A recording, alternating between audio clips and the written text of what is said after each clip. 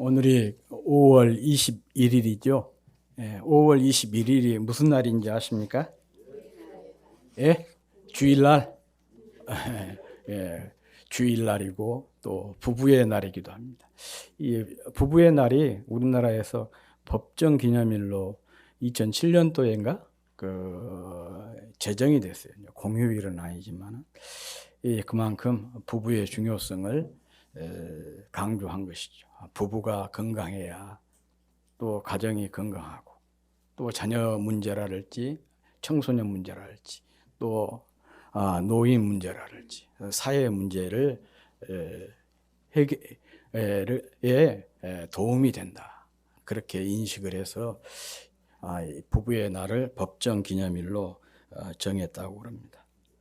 그런데 왜 하필이면 5월 21일이냐?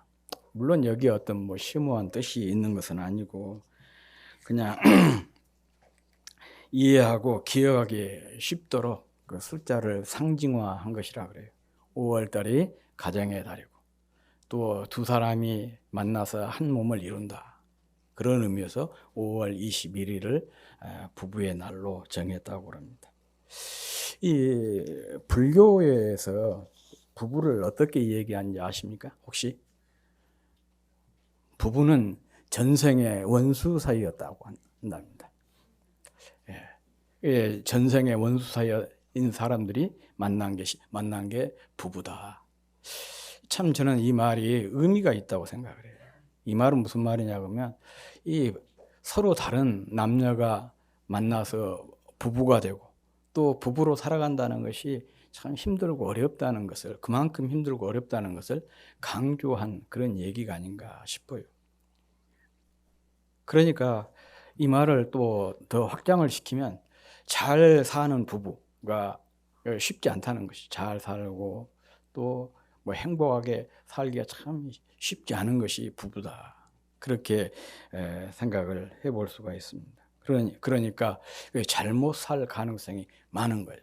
정말 힘쓰지 않으면, 애쓰지 않으면, 서로 노력하지 않으면 좋은 부부관계를 유지하기가 힘들다. 그런 의미를 내포하고 있다. 저는 그렇게 생각을 합니다.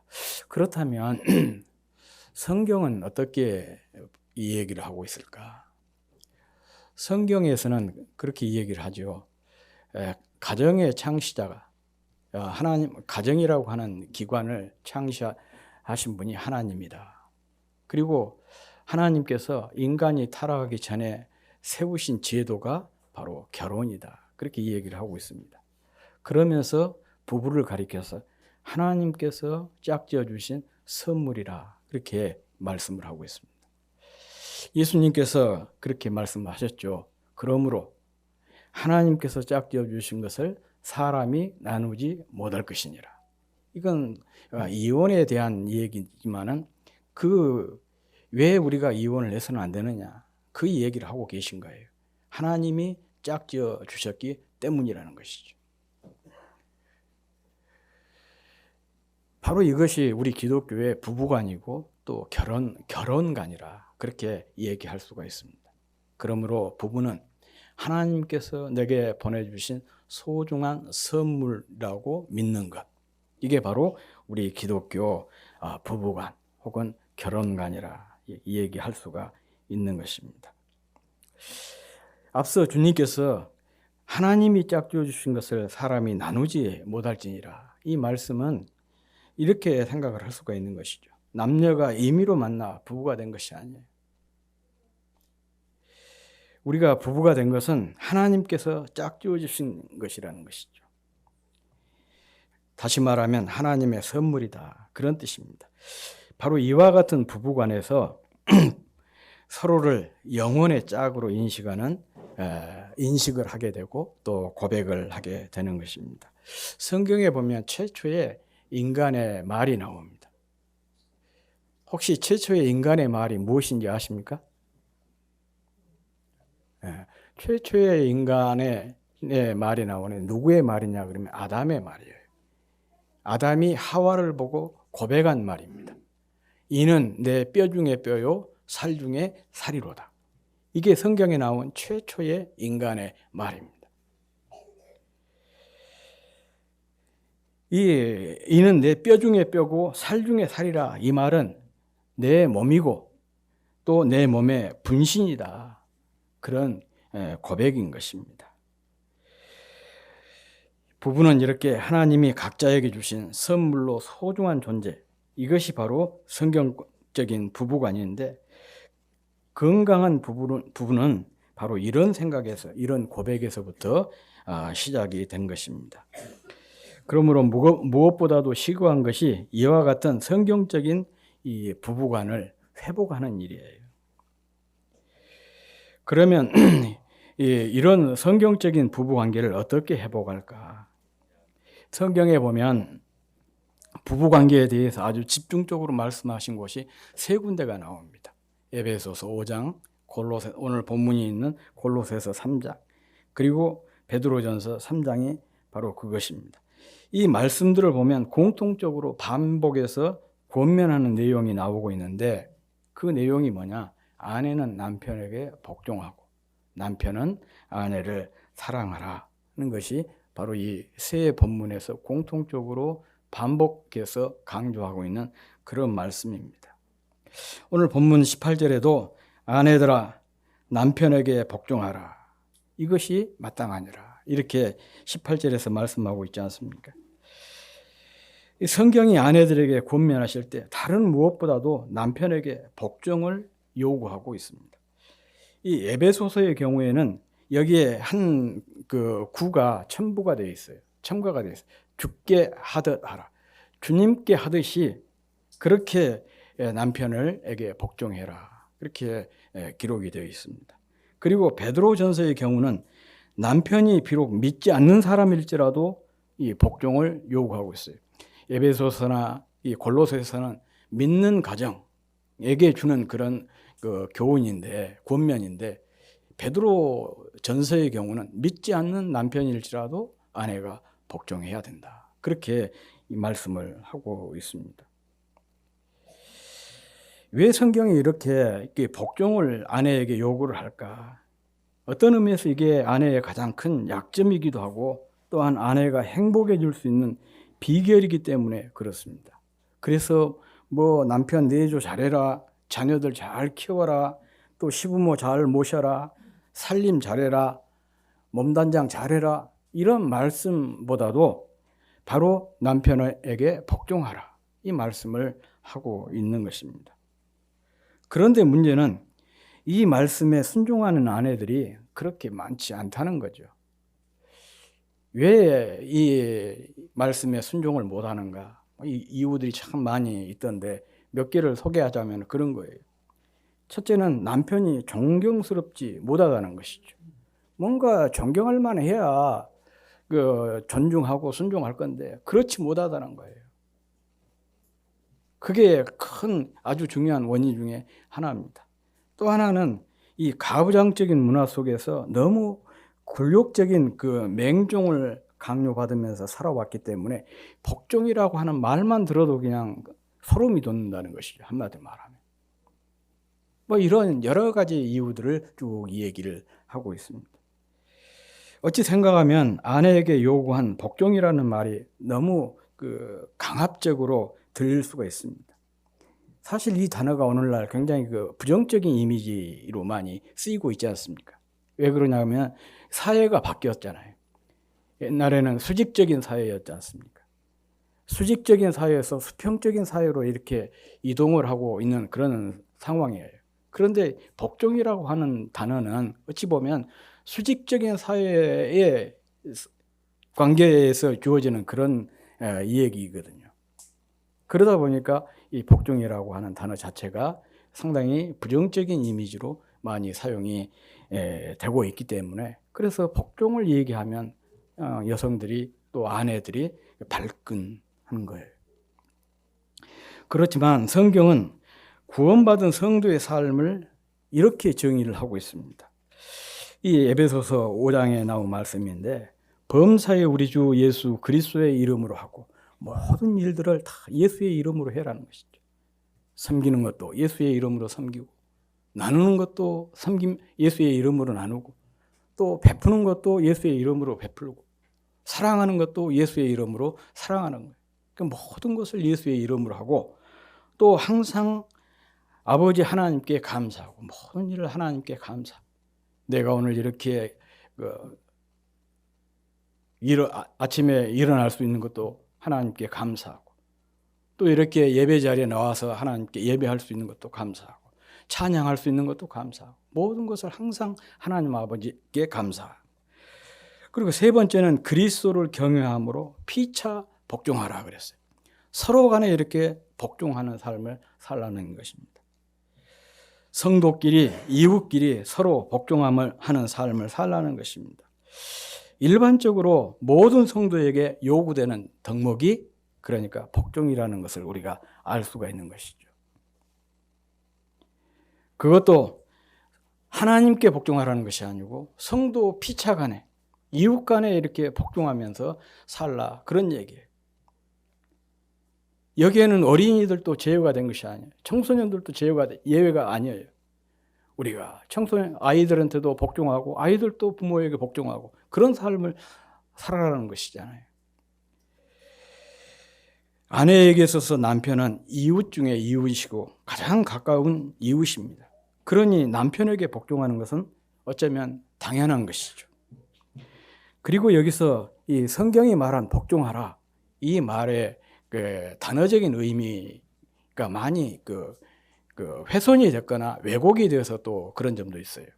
그래서 성경이 말한 이 복종하라 그 의미는 남편을 존중하고 기쁨으로 섬기라 그런 얘기입니다. 주인과 종처럼 어떤 사회적인 제도나 신분에 매여서 복종하는 것이 아니라 사랑하기 때문에 스스로 매이고 사랑으로 희생하는 것 그것을 뜻한 것입니다. 베드로가 이에 대한 좋은 사례로 모든 그 아내들, 부녀의 모델로서 사라를 이야기하면서 사라가 그의 남편 아브라함에게 항상 주인이라 그랬다는 거예요. 마치 자기가 종이고 남편이 주인인 것처럼 그렇게 남편을 섬겼듯이 모든 아내들도 그렇게 남편에게 복종해라. 그렇게 말씀을 하고 있습니다. 그렇습니다. 우리가 이미 출애굽기 21장에서 배웠듯이 성도에게 결혼이라고 하는 것은 마치 히브리인 종이 주인을 사랑하고 존경해서 평생 나는 주인을 섬기겠습니다. 주인의 종으로 남겠습니다. 그런 표시로 이 문설주에 귀를 대고 귀를 뚫는 것. 결혼이라고 하는 것은 서로에게 귀를 뚫는 것과 같은 것입니다. 이제 나는 당신에게 사랑에 매여서 평생도록 당신을 섬기겠습니다. 이건 아내에게만 해당되는 것이 아니고 남편도 마찬가지인 것이죠. 남편도 아내에게 자기 귀를 뚫은 거예요. 내가 평생 당신을 주인처럼 그렇게 섬기겠습니다. 사랑으로 섬기겠습니다. 그 약속이 사실은 결혼인 것입니다. 그러므로 이 성령으로 충만한 성숙한 아내는 주님께 복종한 것처럼 남편에게도 복종하게 되는 것이죠. 남편을 존중하고 사랑해서 복종하는 이와 같은 아내의 삶은 남편을 변화시키고 가정을 행복으로 이끄는 지름길이 되는 것입니다.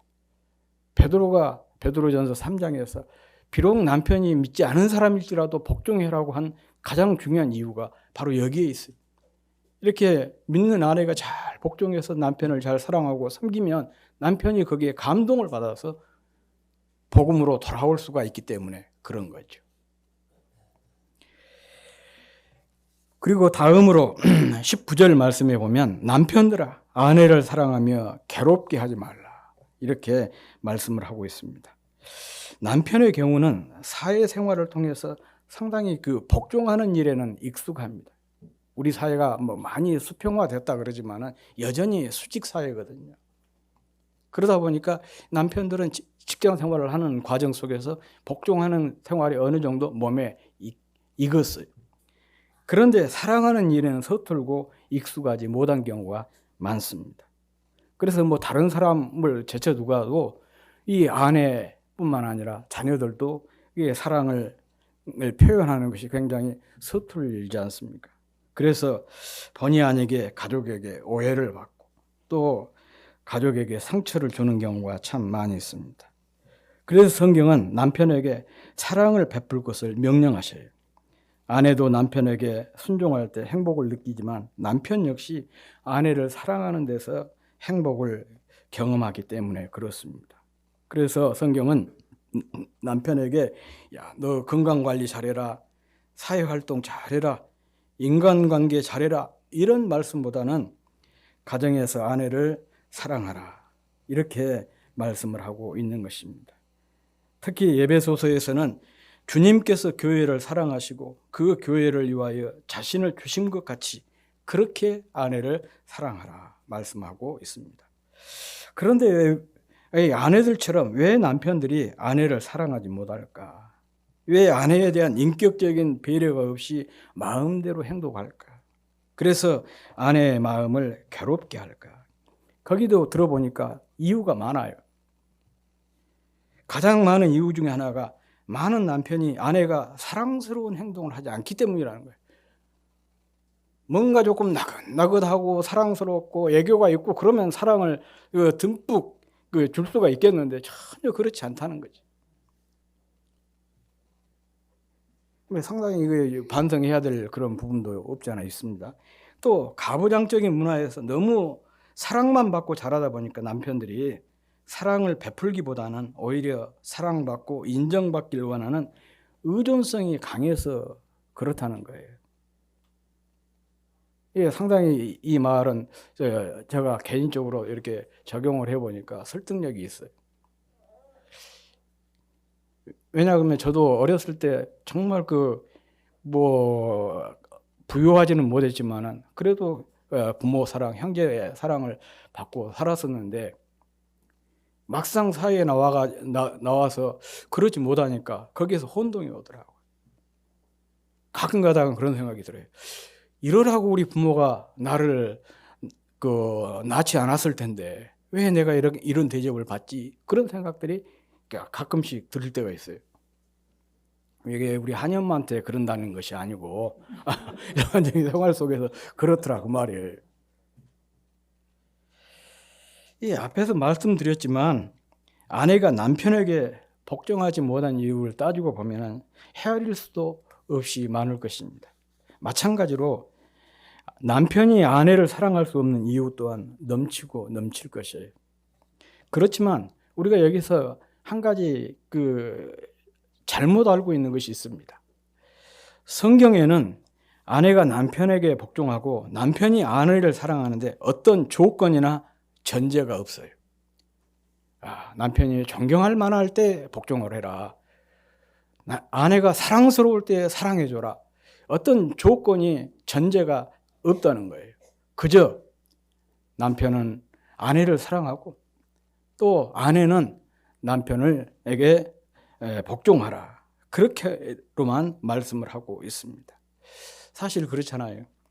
주님이 교회를 사랑하시고 자신을 주신 것이 교회가 주님의 사랑을 받을 만한 자격이 있어서가 아닙니다. 여러 가지로 부족하고 못난 것, 못된 것, 불편한 것이 많지만 주님의 몸이기에 목숨 바쳐 사랑하신 것이에요. 우리가 주님의 사랑을 받은 것도 마찬가지지 않습니까?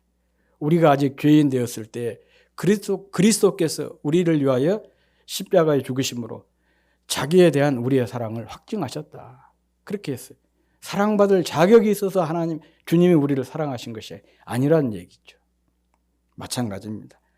남편이 존경할 만한 조건을 갖추고 있어서 복종하는 것이 아니고 아내가 사랑받을 만한 조건이 있어서 사랑하는 것이 아니라 그저 복종하고 그저 사랑하는 것입니다. 부부를 한 몸이라고 하지 않습니까? 곧 아내는 남편 자신의 몸입니다. 몸의 어떤 부위가 불편하고 부끄럽다고 함부로 하지 않지 않습니까? 아내에 대한 남편의 태도 역시 그래야 합니다. 조건 없는 사랑으로 남편이 아내를 사랑할 때 아내의 삶이 빛나게 되고 가정 또한 경건하고 행복한 가정이 될 것입니다. 이 사람들이 이렇게 오랫동안 신앙생활을 하다 보면 속 사람이 변해야 되는데 속 사람은 그대로 있고 이 겉모습만 바뀌는 경우, 포장지만 바뀌는 경우가 왕왕 있습니다. 그래서 어떤 부부들 이렇게 부부싸움을 해도 굉장히 그 경건하고 거룩하게 부부싸움을 한 가정들이 참 많이 있어요. 성경 말씀을 가지고 싸우는 거예요. 뭐라고 얘기하냐? 남편이 아내에게 당신 에베소서 골로새서 3장 읽지 않았냐? 거기에 뭐라고 나오냐? 아내는 남편에게 복종해라고 했지 않냐? 그런데 왜 당신은 복종하지 않고 않냐? 그런 식으로 막 몰아붙이는 거죠. 그러면 뭐 아내가 가만히 있겠습니까? 당신 성경에는 그 뒷절은 삭제가 됐냐? 그 뒤에 뭐라고 얘기하냐? 남편들아 아내를 사랑하고 괴롭게 하지 말라. 그렇게 말씀하고 있지 않냐? 이 말씀을 가지고 막 싸우는 거예요. 답이 없습니다. 이렇게. 성경을 잘못 읽어가지고 그런 거예요. 잘못 이해해서 그런 것이. 성경은 한 번도 남편에게, 아내에게 이렇게 복종할 것을 요구하라고 얘기한 적이 없어요. 또한 아내에게도 마찬가지입니다. 남편에게 사랑을 요구하라고 말씀하신 적이 없습니다. 그냥 아내에게는 남편을 사랑하고 남편에게는 아내를 사랑하라, 복종해라. 그렇게 말씀하고 있는 거예요. 다시 말하면 내게 주신 말씀인 것이지 그것을 상대방에게 요구하는 그런 말씀이 아니에요. 부모들도 그런 경우 있잖아요. 야 이놈아, 성경 뭐라고 나오더냐. 부모를 공경해라고 그랬지 않느냐. 그러면서 부모를 공경하도록 막 요구하는 경우도 있어요. 그것도 잘못된 거예요. 또 아이들도 마찬가지죠. 성경에 보니까 자녀를 노엽게 하지 말라고 그러는데 왜 아버지와 어머니는 자꾸 저를 화나게 하냐, 신경질 나게 하고 짜증나게 하냐. 그렇게 요구해서는 안 될 그런 내용인 것이죠. 그냥 그저 내게 주신 거예요. 부모에게 주신 것이고 자녀에게 주신 것이고 아내에게 주신 말씀이고 남편에게 주신 말씀이에요. 그리고 그 말씀대로 우리가 순종하는 것, 따라 사는 것, 그것이 우리가 해야 될 중요한 일인 것입니다. 그럴 때 부부관계, 또 가족관계, 부모와 자식과의 관계가 화평이 일어나게 되고 회복이 일어나게 되는 것입니다. 어떤 남편이 하나님께 이렇게 항의를 했답니다. 아내가 아가씨 때는 참 상냥하고 온순하고 순수했는데 결혼을 할 지금은 전혀 딴 여자처럼 변해가지고 거칠고 사납고 속물적이라면서 왜 이런 사람을 아내로 주셨냐 이렇게 하나님께 따졌대요. 그랬더니 하나님께서 뭐라고 대답을 하셨냐 그러면 야 이놈아, 아가씨는 내가 만들었고 아내는 네가 만들어서 그렇다. 참 이게 그 농담이지만은요. 그런 얘기 아니겠어요. 서로 간에 부부 간에는 서로를 이렇게 잘 가꾸어 가야 된다. 그런 의미인 것이죠. 아내는 남편을 잘 되도록 가꾸어주고 만들어주고 좋은 남편이 되도록 만들어주고 존경받는 남편이 되도록 만들어주는 것이고 남편 역시 사랑받는 아내로 늘 이렇게 가꾸어주는 것, 만들어주는 것. 그렇게 해서 좋은 부부관계, 건강한 부부관계를 만들어 가라. 뭐 그런 메시지인 것 같습니다. 하나님은 우리에게 완벽한 아내, 완벽한 남편, 또 완벽한 부모, 완벽한 자녀, 완벽한 가정, 완벽한 교회를 주시지 않습니다. 서로 가꾸어서 완벽한 아내로 또 완벽한 남편으로 만들어 건강하고 행복한 가정을 만들어 가시기를 원하시는 것이죠. 보석으로 말하자면 보석 자체를 주신 것이 아니라 원석을 주신 것입니다. 그 원석을 잘 다듬어서 빛나는 보석으로 만드는 것이 각자의 몫인 것입니다. 부부는 원석과 같습니다. 어떤 남편은 루비의 원석이고 어떤 아내는 에메랄드의 원석입니다. 또 어떤 남편은 다이아몬드 원석이고 어떤 아내는 사파이어 원석입니다. 이 원석을 말씀과 기도로 잘 다듬고 잘 가꾸는 것이 부부의 사명인 것입니다. 보석의 여왕 혹시 아세요? 세익스피어가 한 얘기인데 이 보석의 여왕이 오팔 보석이라고 합니다. 오팔. 보셨어요, 혹시? 뭐 우리한테는 조금 생소한 그런 보석인데, 그냥 있을 때는 이게 평범한 돌처럼 그렇게 보인대요. 그런데 그것을 두 손으로 소중히 감싸고 있으면 찬란한 빛을 발하게 된다고 합니다. 사람이 그렇습니다. 그저 그런 사람도 인정을 받고 사랑을 받고 존중을 받으면 이 오팔 보석처럼 빛이 나게 됩니다. 그래서 전혀 딴 사람, 전혀 새로운 사람으로 바뀌게 되는 것을 우리가 볼 수가 있습니다. 특히 부부가 그렇습니다. 남편으로부터 무조건적인 사랑을 받고 인격적인 배려와 대접을 받으면 오팔 보석처럼 찬란하게 빛나는 아내가 됩니다. 또 남편 역시 아내에게 권위를 인정받고 존중을 받으면 빛나는 보석 같은 남편이 되는 것입니다. 부부는 하나님이 주신 소중한 선물입니다. 영혼의 짝입니다. 소울메이트라 그렇게 얘기하지 않습니까? 말씀대로 아내는 남편을 주님께 하듯 순종하고 남편은 아내를 주님이 교회를 사랑하신 것처럼 사랑해서 보석 같은 부부가 되시기를 주의 이름으로 축복합니다.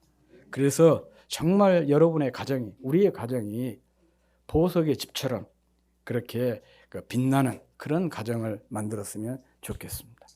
이런 보석 같은 가정들이 모이면 우리 교회는 자연히 어떤 교회가 되겠습니까? 보석 같은 교회가 되는 것이죠. 바로 이런 가정, 이런 교회가 천국인 거예요. 천국이 어떤 곳입니까? 보석으로 꾸며진 곳이 천국이라 요한계시록에서 그렇게 말씀하고 있지 않습니까? 정말 우리 부부가 보석이 되어서 가정을 보석 같은 가정으로 또 교회를 보석 같은 교회로 만드는 저와 여러분이 될 수 있기를 주의 이름으로 축복합니다.